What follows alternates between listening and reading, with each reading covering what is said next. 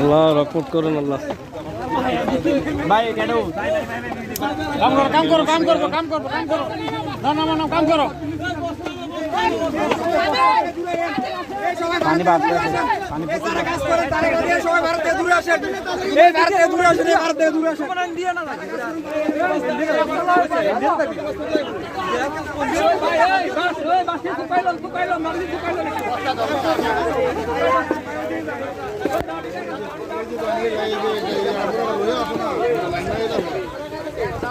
ওহা আবার হ্যান্ডিও লইছে, হ্যান্ডিও এই যে পুরোটা লইয়া লাম না।